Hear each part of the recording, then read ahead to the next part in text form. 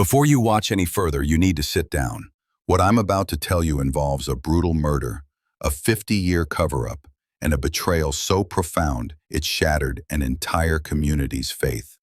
But I promise you, by the end of this video, the real shock isn't what you think it is. March 2013. 3 unmarked police cars pulled up to St. Augustine Catholic Church at dawn. Inside that rectory lived Father Anthony Masquel, age 78, a beloved priest, award-winning counselor, author of 3 books on youth ministry. What detectives were about to tell him would expose the darkest secret in Baltimore's history. Let me take you back to where this nightmare began. November 7th, 1969. Sister Catherine Cesnik, a 27-year-old nun and teacher at Archbishop Keough High School, left her convent at 8:30 p.m. to run errands. She told her fellow sisters she'd return by 11 p.m. She never came back. 2 days later, police found her abandoned Ford Maverick in a parking lot 7 miles away. Doors unlocked, keys missing, her purse still inside, with $43 cash untouched. This wasn't a robbery. Something far more sinister had occurred. Catherine embodied everything good about Catholic education. Students adored her progressive teaching methods. Her family, immigrant bakery owners in Pittsburgh, had raised her to serve others selflessly. At 5'7", with striking blue eyes, she had a gift for seeing potential in kids everyone else had written off. Baltimore County Police launched their largest missing person search in decades. Over 200 volunteers combed through Leakin Park. They investigated 5 suspects. Edward McKeon, a fired maintenance worker with a grudge. He had an airtight alibi at Murphy's Tavern. Father Thomas Coop, Catherine's close friend who received a mysterious call from her that final night. He was conducting mass with 100 witnesses. Gerard Richardson, a man with a criminal record who lived near where the car was found.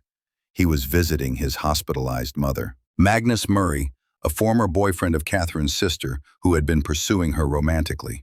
Phone records placed him in Philadelphia. Russell Bennett, an escaped psychiatric patient who made threats about nuns. His timeline didn't match. By January 1970, every lead had evaporated. The case went cold.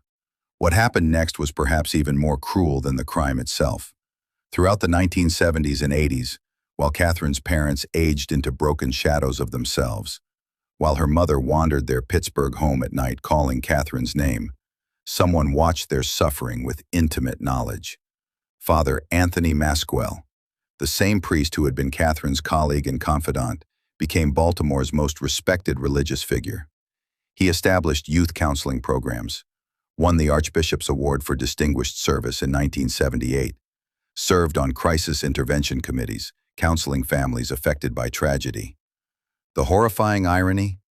He attended every memorial service for Catherine, held hands with grieving students, delivered the homily at her 16th anniversary memorial mass, speaking about the mystery of suffering and how justice will come in God's time. He even maintained correspondence with Catherine's sister Marilyn for decades, sending sympathy cards, offering prayers, positioning himself as their trusted spiritual advisor, all while hiding the truth. January 7th, 2017, the FBI's newest genetic sequencing technology reprocessed evidence from Catherine's car, evidence 48 years old that previous methods couldn't analyze. Dr. Rebecca Hayes extracted a complete DNA profile from skin cells on the car door handle. When entered into the FBI database, it generated an immediate match: Father Anthony Joseph Masquel. At dawn on January 15, 2017, 12 officers surrounded St. Augustine Rectory. When Detective Morrison arrested the 78-year-old priest, his first words were chilling. "I've been waiting for this day for 48 years. Inside his residence, investigators found a wooden box containing Catherine's missing car keys, her religious cross necklace, and a journal documenting 50 years of guilt. One entry, dated exactly 50 years after her death, read, "The weight of what I did grows heavier each year. I see her face in every young nun. God forgive me, but I cannot forgive myself. September 18th, 2017. Father Masquel's trial revealed the full scope of his psychopathic manipulation. A forensic psychiatrist testified about his superficial charm, manipulative behavior, and complete lack of empathy. Catherine's sister Marilyn delivered a devastating victim impact statement.